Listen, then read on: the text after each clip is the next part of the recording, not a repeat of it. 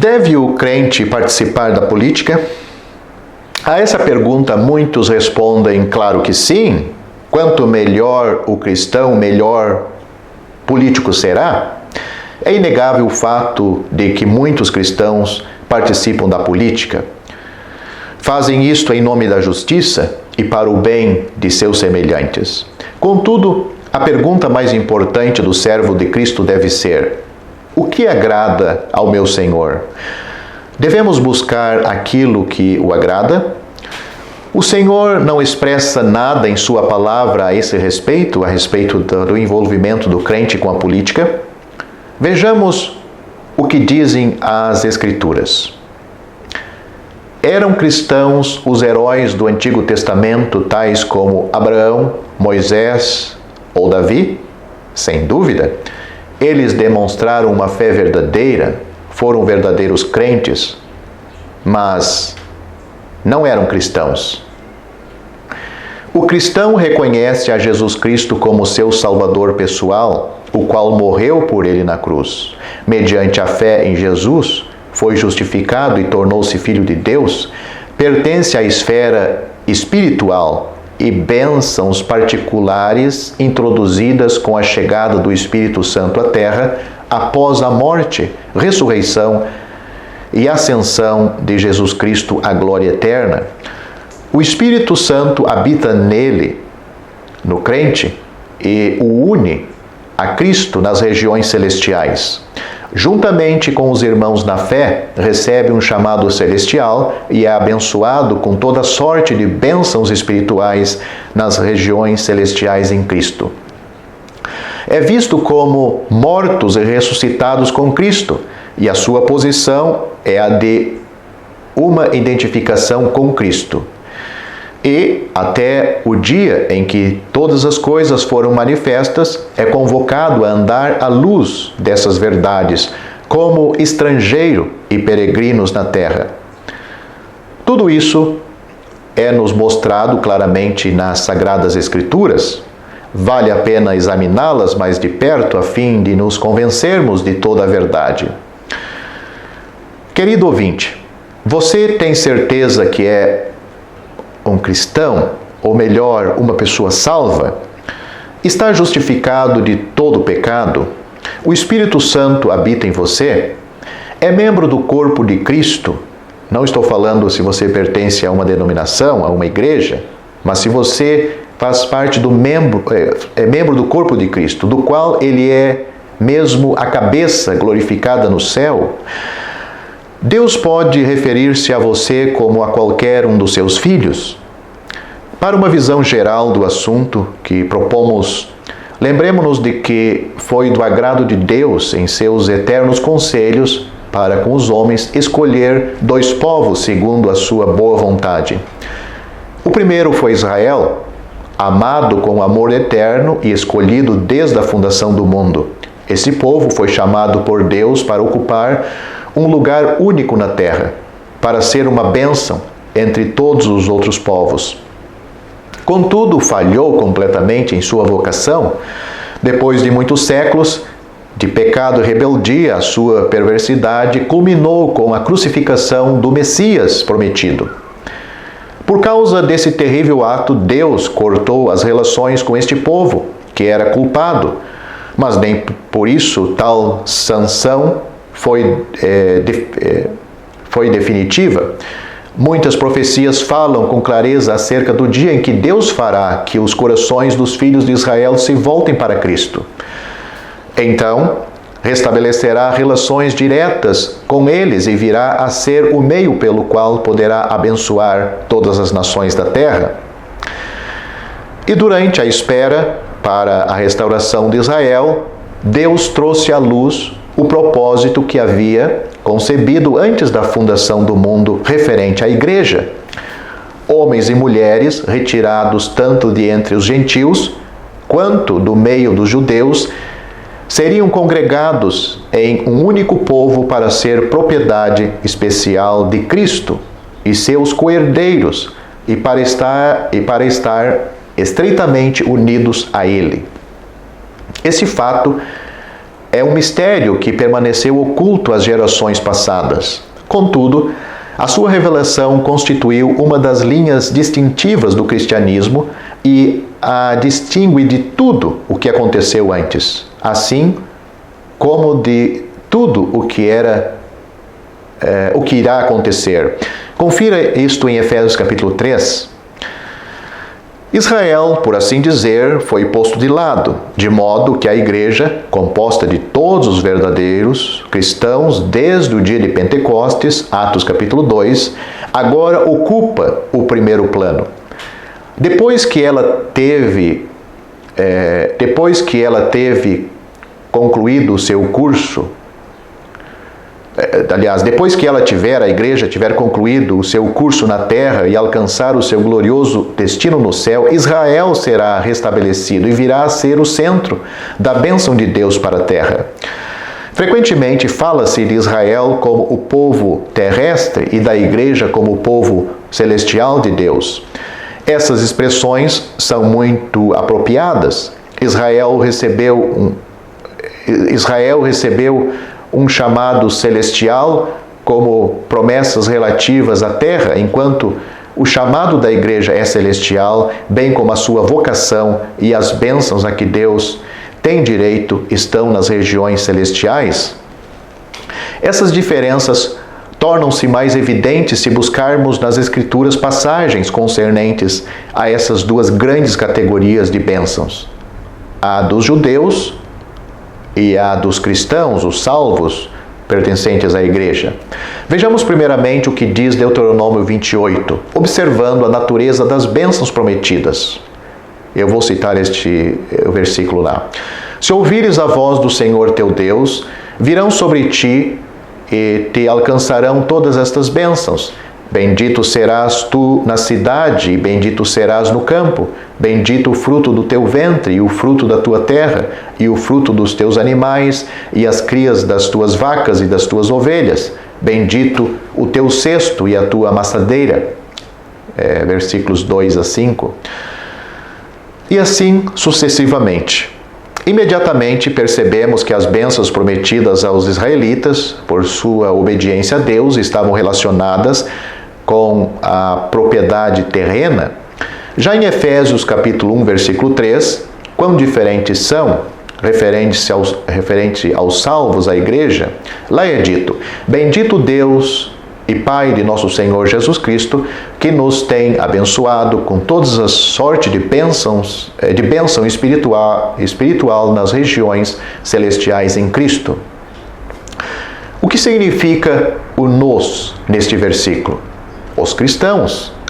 Nossas bênçãos são espirituais, celestiais, em contraste com as bênçãos temporais e terrenas prometidas aos israelitas piedosos e obedientes.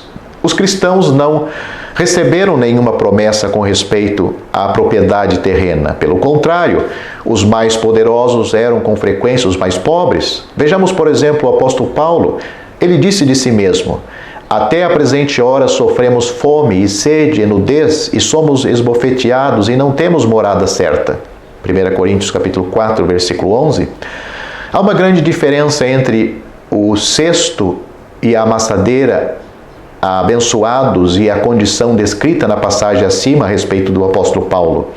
Nunca é demasiado insistir no fato de que a pátria do cristão está no céu, conforme Filipenses capítulo 3, versículo 20.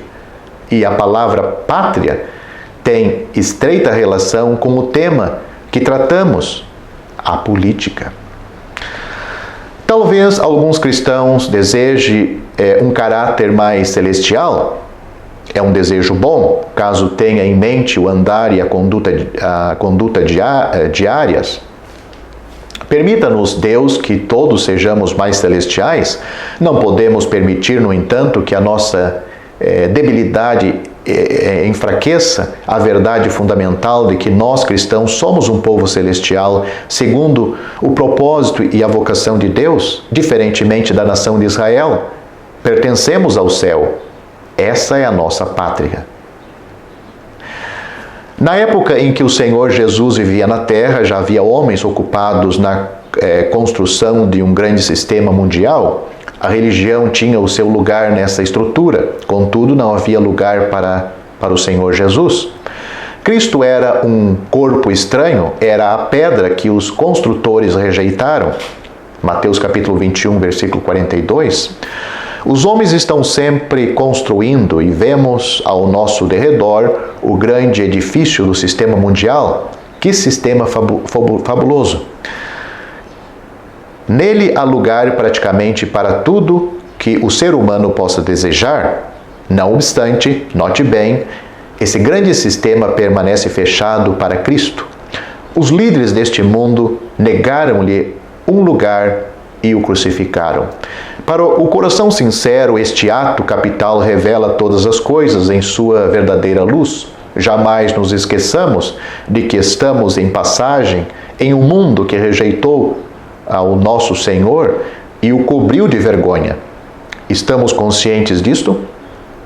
Não basta esse único feito para que consideremos este mundo o vale da sombra da morte? Como compartilhar as esperanças e as ambições deste mundo enquanto que aquele a quem amamos foi e continua sendo excluído dele? Além do mais, o mundo recebeu o grande inimigo de Cristo, Satanás, como príncipe e como Deus. Do ponto de vista político, Satanás é o príncipe do mundo. João capítulo 14, versículo 30 tem essa verdade. E do ponto de vista religioso, o Deus desse século. 2 Coríntios capítulo 4, versículo 4. Então, não é difícil concluir que o presente mundo é perverso. Assim, Gálatas capítulo 1, versículo 4 o qualifica. Ensina-nos esta passagem que Cristo, que se entregou a si mesmo pelos nossos pecados para nos desarraigar deste mundo perverso. Pertencemos a outra esfera. Vivemos a época do domínio de Satanás no mundo. O Senhor, falando de seus redimidos, disse explicitamente: eles não são do mundo, como também eu não sou. João capítulo 17, versículo 16. Passagem alguma da Bíblia afirma que o cristão foi colocado neste mundo com o propósito de melhorá-lo. O dever do cristão é dar testemunho daquele que foi rejeitado e ao qual estamos unidos agora e por toda a eternidade. Deixemo-nos impregnar pelo fato de que Cristo foi rejeitado e perguntemo-nos com sinceridade se é digno de ter outro papel neste mundo senão o de estrangeiro. Sem dúvida, já avançamos bastante na resposta à pergunta do título deste vídeo. Os fatos e princípios considerados até aqui mostram com clareza que só há uma resposta possível. Não, o cristão não deve, não pode, não precisa participar da política, se envolver, nem dar o seu voto. Contudo, ainda há outras coisas a serem analisadas. Em primeiro lugar, vejamos o que podemos aprender da vida do Senhor Jesus aqui na terra. Naquela época havia grande agitação política. A Judéia fora anexada ao Império Romano e um governador representava o detestável poder pagão em Jerusalém. O sentimento nacional estava vivo. Os fariseus estavam à espera, buscando oportunidade para derrubar o poder e livrar-se do jugo que os enfurecia. Em tais circunstâncias, não é de estranhar que aparecesse um posicionamento do Senhor no tocante àquela situação, ou o seu apoio, quer ao Partido Nacional, com tendência patriótica, ou religioso, quer seja ao seu oponente, o Partido Romano, representado pelos herodianos. Em certa ocasião, representantes dos dois partidos tentaram de obter uma opinião política do Senhor, valendo-se desta maliciosa pergunta: é lícito pagar tributo a César ou não? Mateus capítulo 22, versículo 17. O que ele iria aconselhar? Que suportasse pacientemente o jugo dos romanos ou que rebelasse contra eles? Para o político, que ocasião mais brilhante para se fazer entender, representantes dos dois partidos mais importantes do país, aguardavam com importância uma resposta. Como o grande mestre se pronunciaria? Mostraria inclinação ao partido do governo ou declararia apoio ao movimento de resistência? Logo, perceberam que o Senhor nada tinha a declarar a respeito da política da época. A sua missão na terra consistia em recordar os direitos de Deus ao coração humano e à consciência dos que o rodeavam. Por isso, mostrando-lhes a moeda destinada ao pagamento do tributo imperial, perguntou: de quem é esta efígie e inscrição? Responderam: de César. Então lhes disse: dai, pois, a César o que é de César e a Deus o que é de Deus. Mateus capítulo 22, versículos 20 a 21. Provavelmente, essa resposta suscitou murmuração no partido dos fariseus. Que falta de patriotismo, deve ter pensado. Por que não incitou o povo a lutar pela liberdade e a resistência à tirania? Não é possível recordar esse incidente sem lembrar que o Senhor Jesus deliberadamente recusou tomar posição a respeito da questão política. Antes disso, o Senhor já tivera a oportunidade de comandar uma multidão entusiasmada e pronta a defender a independência da Galileia, província no norte da Palestina. O povo estava tão impressionado com o poder do Senhor depois de vê-lo alimentar uma grande multidão com alguns pães e peixes que lhe disseram, que decidiram proclamar o rei. Nós temos essa história em João capítulo 6 e principalmente versículo 15, mas não foi com essa finalidade que ele veio à terra. Não desejava ser arrastado a semelhante movimento e por isso retirou-se sozinho para o monte. Não era homem de política. O seu desígnio era servir a Deus e salvar os homens. Em outra ocasião, pediram-lhe que desempenhasse o papel de juiz em uma disputa. Qual seria a nossa reação em tal circunstância? Imaginaríamos estar diante de uma excelente oportunidade para praticar a justiça e fazer uma boa obra entre os homens. Teríamos aceitado desempenhar este papel? Observe que o mestre não fez tal coisa. Mas Jesus lhe respondeu: homem, quem me constituiu juiz ou partidor entre vós? A história toda está em Lucas, capítulo 12. Essas palavras estão no versículo 14. Sua tarefa era muito diferente e muito mais importante. Talvez alguém pergunte: existe algo de errado na arbitragem? Evidentemente que não. A arbitragem é melhor que a disputa. É preferível que o mundo ponha em ordem os seus conflitos por meio do diálogo, em vez de pela guerra. Contudo, é surpreendente que o Senhor Jesus tenha deixado este assunto para os outros. Não condenou a arbitragem, mas também não tomou parte nela, pois não dizia respeito ao que ele chamava negócios de meu Pai. Lucas capítulo 2, versículo 49.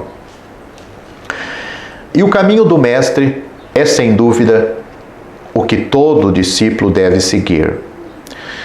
No início do cristianismo, a escravidão era uma instituição bem estabelecida e de uma crueldade sem limites. Não era difícil imaginar que os escravos de Cristo fossem chamados a empreender uma campanha pela abolição. No entanto, a epístola a Filemon mostra-nos que os cristãos da igreja primitiva não moveram um dedo para mudar a situação. Onésimo, escravo fugitivo, converteu-se por meio da pregação do apóstolo Paulo em Roma. Em vez de aproveitar a oportunidade para denunciar o mal da escravidão, o apóstolo enviou de volta o escravo ao seu amo. Também cristão, o seu amo era cristão, com uma mensagem cheia de amor e delicadeza. Pedia-lhe que o recebesse o seu escravo como a um irmão em Cristo.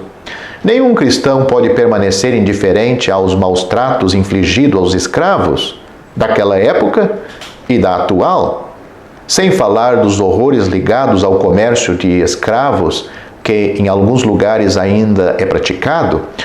Contudo, o recurso do cristão é o próprio Deus, não a agitação, a propaganda política, as petições dirigidas ao Congresso ou à mobilização das massas. Não. O recurso é entrar na presença de Deus, depositar diante dele o fardo que o mundo faz pesar sobre o nosso coração e depois sair para anunciar as boas novas de Cristo aos homens. Dessa forma, o cristão poderá servir ao Mestre corretamente. É o que nos mostra o Novo Testamento.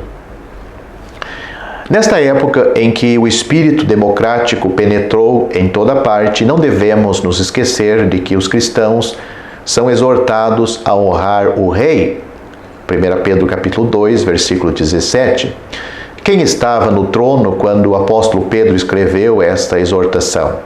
Certamente não era um bom rei, era Nero, um dos piores tiranos que o mundo já conheceu, o homem que mandou matar a própria mãe e a esposa. Essa personificação do vício e da crueldade usava a coroa imperial. Os cristãos da época, todavia, não foram chamados a participar de nenhum movimento para derrubar o império ou para instituir um governo melhor. Deviam, isto sim, perseverar em tranquila obediência, suportando tristezas, sofrendo injustamente. Sim, foram chamados para isso. Ainda mais, apesar de toda oposição, deviam honrar o rei. Confira 1 Pedro capítulo 2, versículo 13 a 17 e também o versículo 19. Toda autoridade é instituída por Deus, conforme Romanos capítulo 13, versículo 1, e o cristão deve submeter-se a ela, em vez de se opor. Certos cristãos veem as coisas de uma outra maneira, pensam que é seu dever fazer o possível para dar dimensão moral à vida política, uma dimensão de honradez. Os que pensam assim deveriam considerar o caso de Ló. Ele era um homem justo, conforme 2 Pedro capítulo 2, versículo 7, mas cometeu um grave erro. Após estabelecer-se na cidade de Sodoma, aceitou uma posição de autoridade. Vemo-lo assentado à entrada da cidade, lugar ocupado apenas pelos magistrados, Gênesis capítulo 19, versículo 1. Ló desejava a justiça no seu âmbito de Sodoma. Contudo, os seus esforços acabaram em total fracasso.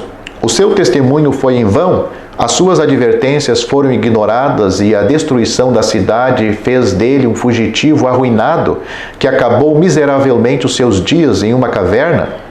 Gênesis capítulo 19, versículo 30. Que triste lição para aqueles que querem ter uma posição de política no mundo. Alguém ainda poderá perguntar: não é melhor procurar eleger os melhores candidatos para o Congresso? Não aproveitaria, assim, as melhores leis? O país não seria mais bem governado? Tal raciocínio é válido, mas com frequência ocorre exatamente o contrário. É notável que quando chegou o tempo de estabelecer um homem para governar o mundo inteiro, Deus tenha escolhido um tirano violento, Nabucodonosor.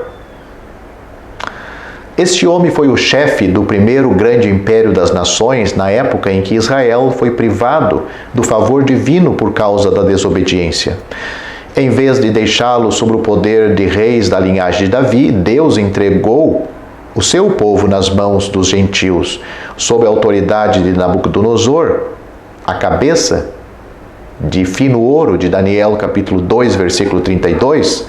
Deus está acima de tudo e pode fazer cumprir a sua vontade, tanto por meio de homens maus, quanto por intermédio de homens bons.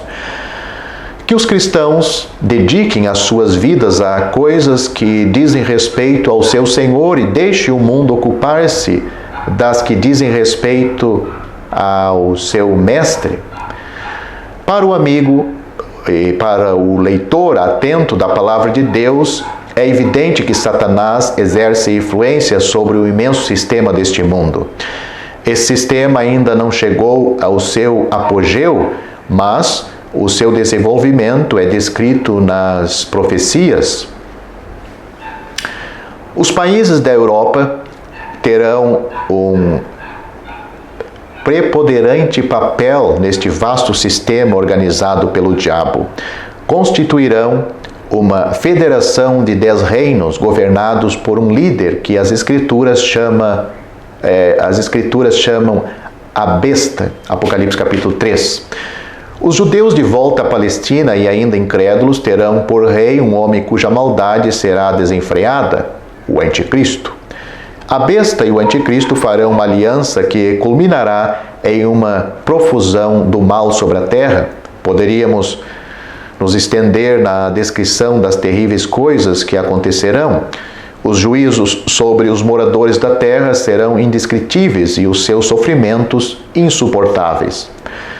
Muitos detalhes referentes a essa época podem ser encontrados nos livros de Daniel e Apocalipse. Estejamos plenamente conscientes de que esse será o desenlace da política atual. Porém, se Satanás está construindo esse grande sistema a ser dominado por ele, Deus também tem um plano em vista, no qual Cristo desempenha o papel central. Não falo aqui do céu, nem do estado eterno, e sim do reino de Cristo conhecido como milênio, os 1000 anos de bênçãos e de glória sobre a terra. Em Daniel capítulo 2, versículos 34 e 35, vemos o grande sistema mundial destruído. Lá diz, por uma grande pedra cortada sem auxílio de mãos, que se tornou em grande montanha, que encheu toda a terra. Essa passagem mostra-nos o que irá substituir o grande sistema deste mundo após a sua destruição. O Deus do céu suscitará um reino que não será jamais destruído. Em Daniel capítulo 2, versículo 44. Numerosas profecias dão testemunho de que Jerusalém será a capital desse maravilhoso reino e que a justiça e a paz serão estabelecidos até os confins da terra. Então os homens embainharão as suas espadas e nunca mais farão guerras. Contudo, o cristão terá a sua porção numa esfera mais elevada e gloriosa. Se o mundo vindouro possui o seu lado terrestre, apresenta também o lado celestial, o reino do Pai, em que, na qualidade de filhos, estaremos para sempre em nossa morada. Em adoração, podemos contemplar todas as glórias de Cristo em relação às bênçãos destinadas aos homens na terra, mas estaremos com Ele, habitando no amor do Pai e conhecendo-o como também somos conhecidos. Veja, por exemplo, 1 Coríntios capítulo 13, versículo 12. Que maravilha! E desde já podemos nos regozijar com essa cena gloriosa. Ainda não chegamos lá, mas podemos adentrar ali pelo poder do Espírito Santo e desfrutar o reino de felicidade eterna. O Espírito estende a sua glória sobre o nosso coração e faz-nos ver aquele que é o centro, o Filho amado do Pai.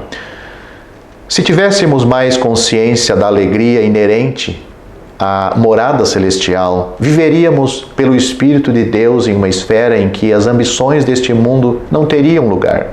Também buscaríamos passar o tempo de nossa estada aqui cumprindo a vontade do Pai e defendendo os interesses daquele que foi rejeitado na terra e elevado ao alto, e não atuando a favor do sistema deste mundo.